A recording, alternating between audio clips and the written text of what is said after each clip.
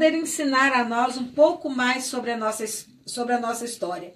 E hoje não é diferente. Nesse dia 25 de julho, nós temos a grata satisfação de receber aqui um grande historiador, um pesquisador, um estudioso da história da nossa cidade, que é o professor Jário, hoje coordenador do Museu Histórico de Anápolis e também da Estação Ferroviária. E é um prazer muito grande tê-lo aqui conosco. Boa tarde, professor Jairo. Boa tarde aos ouvintes da Rádio Manchester, boa tarde, Geli, e a todos que estão nos ouvindo aí na ponta do rádio. E nós vamos dedicar mais uma vez esse programa, professor Jairo, a todos os historiadores, a todos aqueles que fizeram a história da nossa cidade, sobretudo aos nossos professores que estão aí construindo essa história no dia a dia e estão em merecido descanso. A todos vocês nós vamos dedicar esse nosso programa. Mas, professor Jairo, sala de aula tem hora para começar e hora para terminar. Então, para começar a nossa aula, hoje nós queremos falar um pouco da imigração aqui na nossa cidade. Anápolis é uma cidade que está localizada aqui no centro do Brasil, né? As pessoas falam que Anápolis é o coração do Brasil. Uma cidade muito bem aí localizada, sendo esse coração, está aí nesse centro, entre Goiânia, entre duas capitais, Goiânia e Brasília. E sem dúvida nenhuma, Anápolis não é formada só de anapolinos. Nós temos aí inúmeros imigrantes, nós queremos falar um pouco dessa imigração aqui na nossa cidade, na nossa querida Anápolis. O que você tem para falar para nós sobre essa imigração?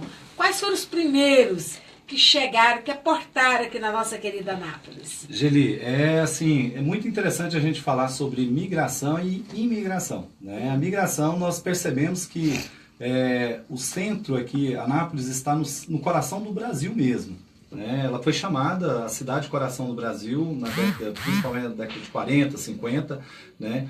E tiveram muitos migrantes de outros estados que vieram para cá. Por exemplo, o pessoal que veio lá nas primeiras levas aí, os bandeirantes, né, vieram à procura de quê? Do minério. Então, ficaram em algumas cidades, formaram alguns núcleos arraiais, que depois se tornaram cidades, aonde nós já conhecemos bastante, que é a cidade de Goiás, Pirinópolis, Corumbá, Jaraguá, Silvânia, a antiga Bonfim, né, e dentre outros no campo do minério. Mas só que exauriu o minério, né, e ficou aquela lavoura de subsistência nesses lugares. Por quê? Porque a terra não era fértil, né? E eles começaram a movimentar. Muitos voltaram para os seus estados, para o estado de São Paulo, para a Bahia, para outros lugares, em procura de sobreviver mesmo, né? E muitos ficaram nessas cidades. E outros andaram aqui nas regiões goianas mesmo e surgiram novas cidades. Essas novas cidades no campo da agricultura. Não foi diferente como Anápolis. Anápolis pertencia ao município de Meia Ponte, que hoje é atual Pirinópolis. Agora, eu fico assim, quando os alunos vão lá no museu, quando eu falo isso, eles falam, mas Pirinópolis é tão pequenininha. E né? Anápolis ficou bem maior, bem né? maior. E a distância, né? A gente distância, sair daqui lá, aí a gente entra naquele, né, da parte urbana da cidade e a parte rural. Então a gente começa a discutir ali com os alunos, né, alunos pequenos e tudo. Então, Anápolis era conhecida lá nos primórdios como a Fazenda das Antas. Depois o córrego, cabeceira do córrego das Antas, né? E posteriormente começou a ter alguns fazendeiros aqui. Né? Aí tem aquela história que nós todos já ouvimos, né? Que a dona Ana das Dores já falou, vem de Jaraguá, passa por aqui e começa a formar ali um arraial, vamos dizer assim. Desse arraial se torna uma freguesia e posteriormente se torna vila. Quando se torna vila, ela se torna município. Que é do dia 15 de dezembro de 1887. Né? É a grande polêmica. É uma ótima polêmica. Mas o que eu chamo a atenção é porque nesse período de vila, município como vila, já andava por aqui alguns imigrantes que chamam a atenção agora. né? Que é o primeiro árabe que vem para cá. É Shahroud Spir. Né? Que é o Joaquim Turco. É o Joaquim Turco, né? Era Joaquim Turco. E ele vem ele anda ali nas bandas de Pirenópolis no final dos anos de 1800, né? E posteriormente ele vem e passa por Anápolis e começa a fazer negócios aqui, né? Com os armarinhos e tudo. E trabalha numa loja de tecido no final de 1800. E no início de 1900, 1903, 1904, ele já estabelece o seu comércio aqui. Então ele é o primeiro árabe a estabelecer um comércio aqui em Anápolis, esse Shahroud Spir, que é o Joaquim Turco. É o Joaquim Turco. Né? Professor Jairo, mas essa colônia, os sírios libaneses, vamos falar assim, né?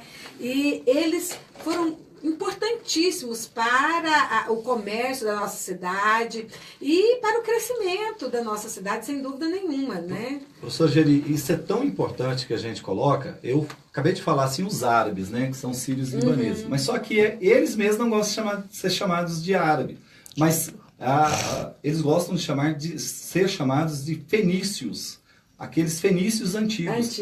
Então esses fenícios antigos, eles eram exímios comerciantes, lá nos primórdios.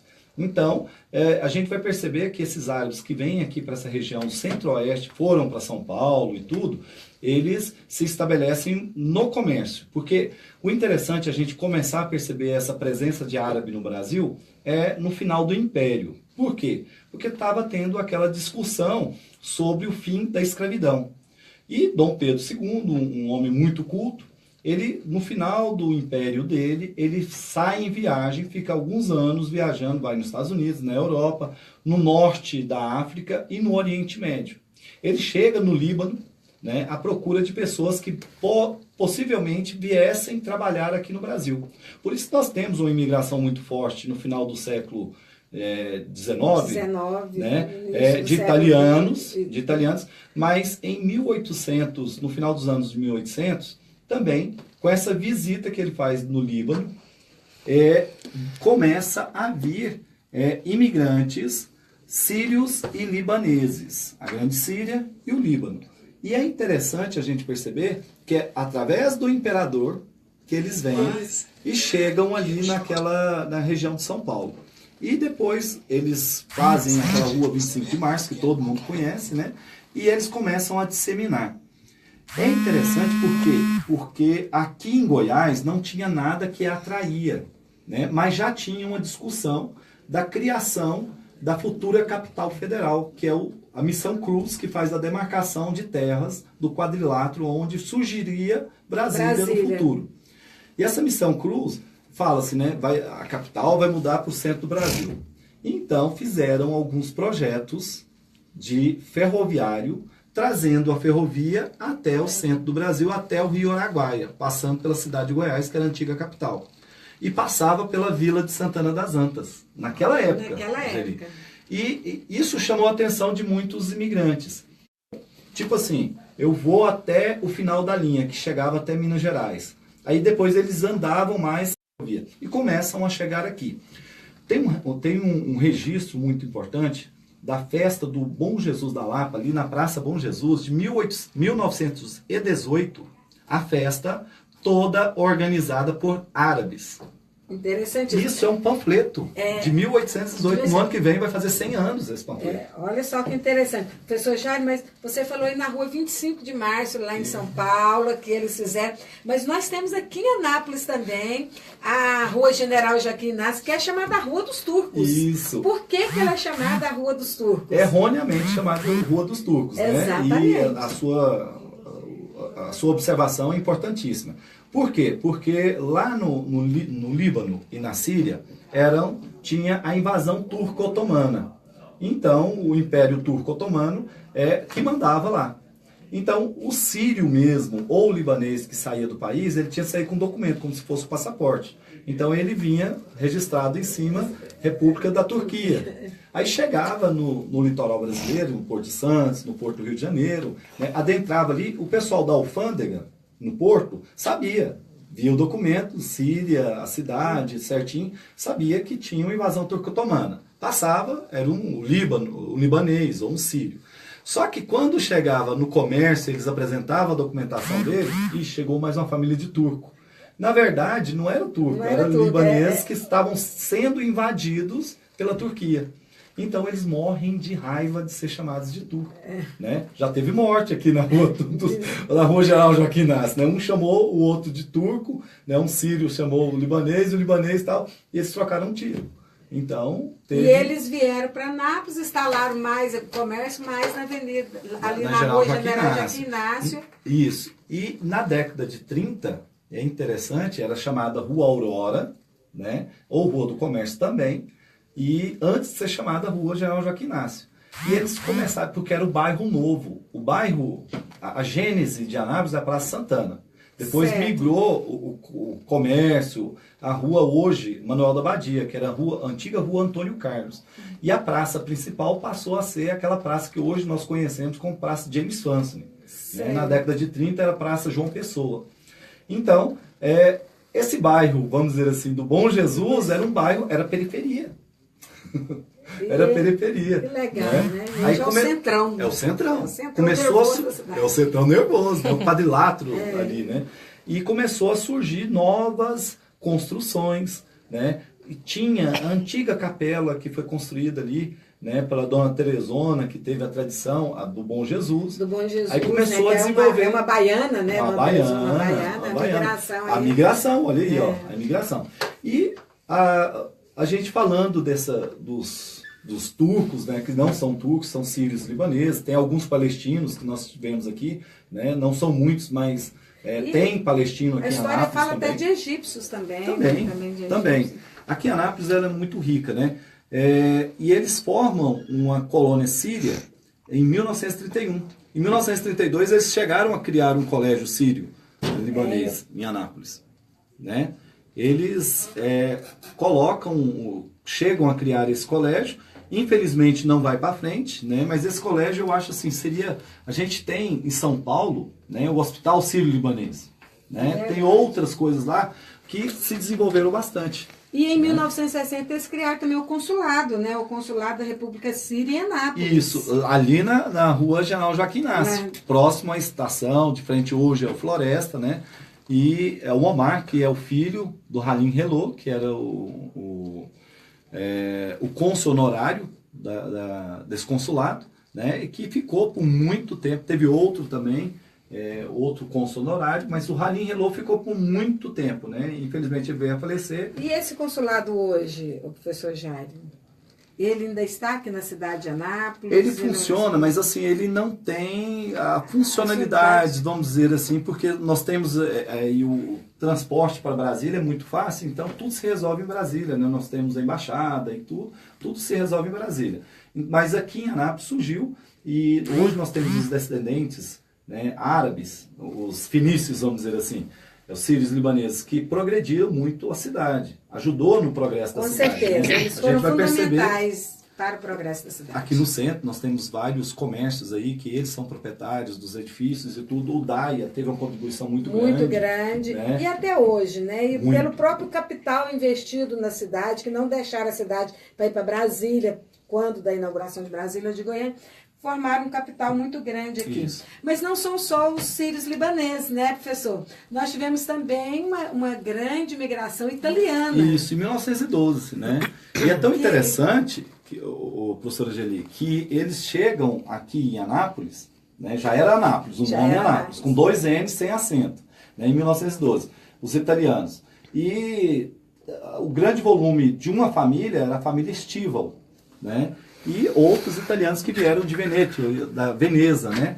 Aí chegam aqui, tinham umas terras chamadas terras devolutas, né? No perímetro rural de Anápolis, e o prefeito da época, o intendente da época, cede algumas terras para eles. Que hoje é Nova Veneza? Isso, que eles compram mais terras e cria ali uma praça, fundam uma igreja e emancipou em 1958.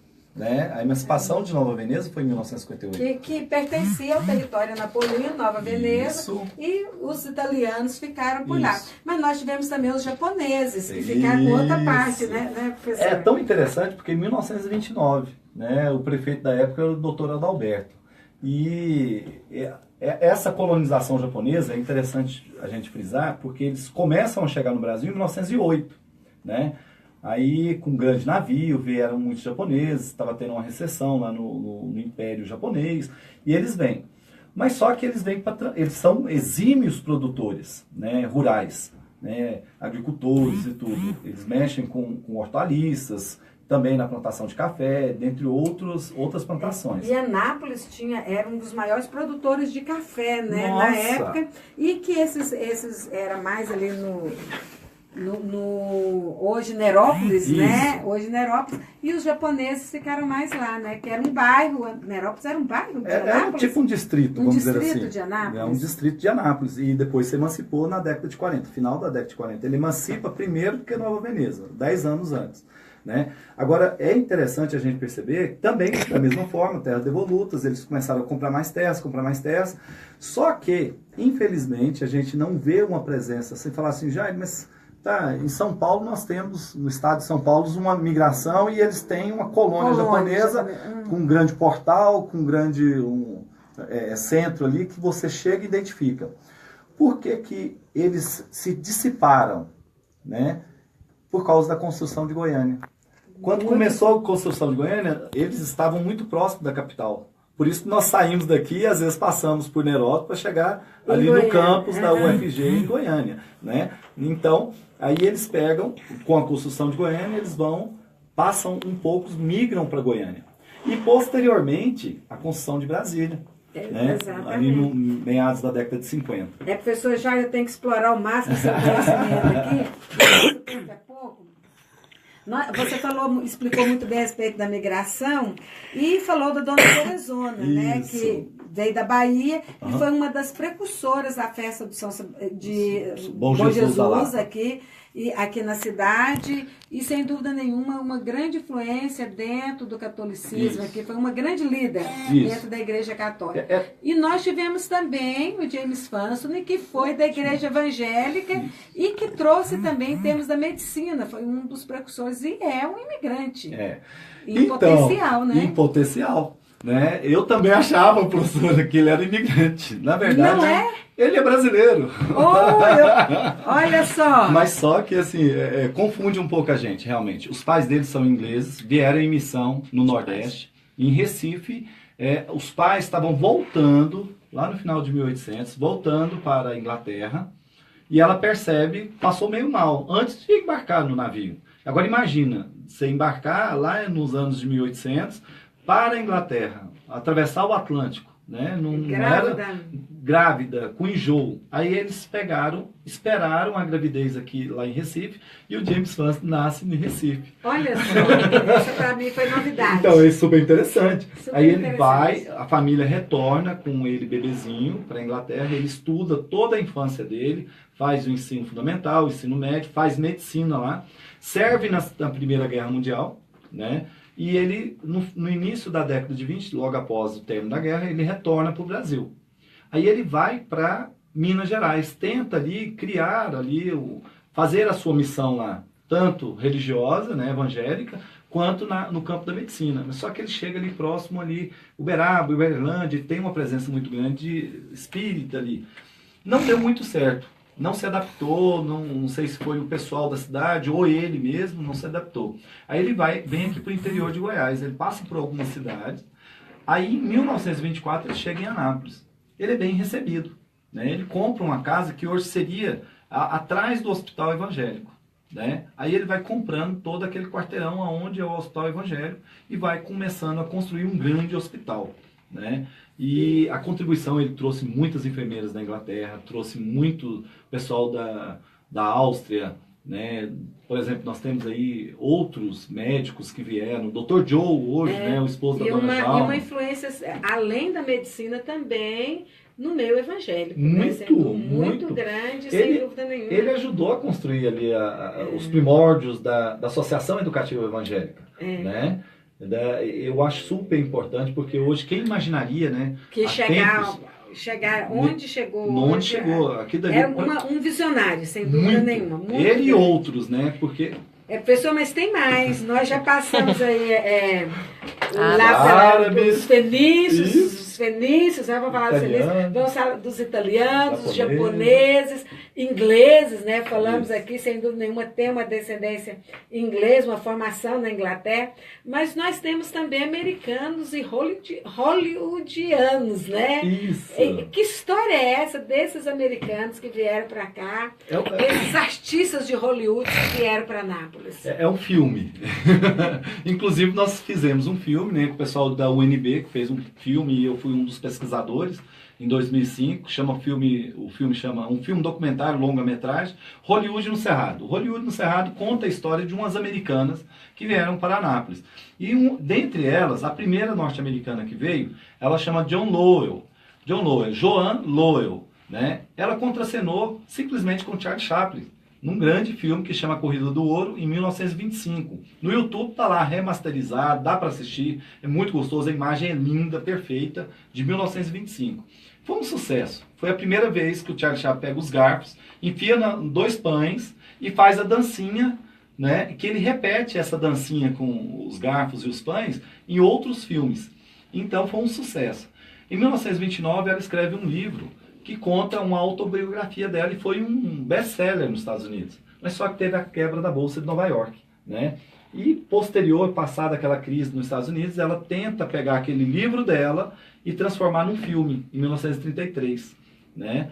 E foi um fiasco, não deu certo. E ela pega um transatlântico, ela trabalhava em jornal, revista naquela época, e pega um transatlântico em 1935, 37, 35. E vem conhecer a costa da América do Sul, né?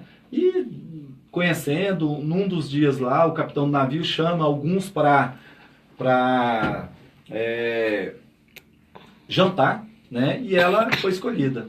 E a partir dali ela tem um romance com o capitão do navio, que é o capitão Lickbauer, né? E chegando próximo ao Brasil, o capitão falou que gostaria de morar no Brasil, queria casar com uma pessoa que também com ele morasse no Brasil, que ele fazia a marcha para o oeste, porque os Estados Unidos teve a marcha para o oeste, né? E ele queria fazer, por que a marcha para o oeste no Brasil? O Getúlio Vargas, década de 30, né? E essa marcha para o oeste era justamente a construção da CANG, Colônia Agrícola Nacional do Estado de Goiás, que é ali onde surgiu Ceres, e antigamente tinha Rialma, no lado da barranca, Ceres, e do outro lado Rialma, né?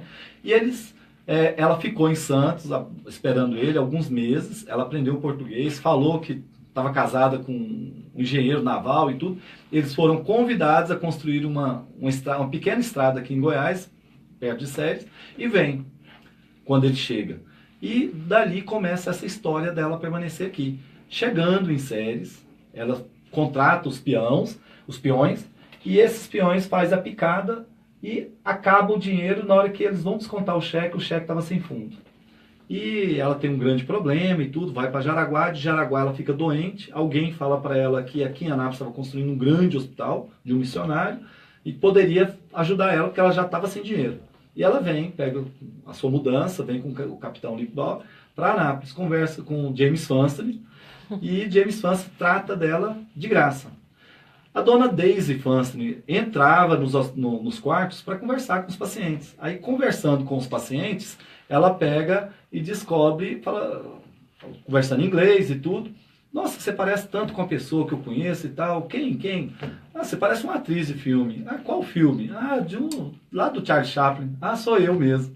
Aí ela assustou, né? Ela perguntou que hotel que ela ia ficar na cidade. Ela falou, não, eu não tenho dinheiro, eu vou montar uma barraca aqui no centro da cidade, depois eu volto para Jaraguá e depois eu volto para os Estados Unidos. Falou, não, eu vou te emprestar uma casa, mas é fora da cidade. Uma casa indo para Campinas, nem falava Goiânia ainda, para a nova capital. Aonde que é? Lá no Central Park, ali na Vila Góes. Ela fora da cidade. Ela morou de favor lá e depois escreveu um livro que chama Promised Land. Hoje traduzido, Terra Prometida, contando a história de 3 americanas que depois a gente pode continuar contando. Pessoal, já nós precisamos terminar essa história. Nós sabemos que é uma história longa dos americanos aqui em Anápolis também.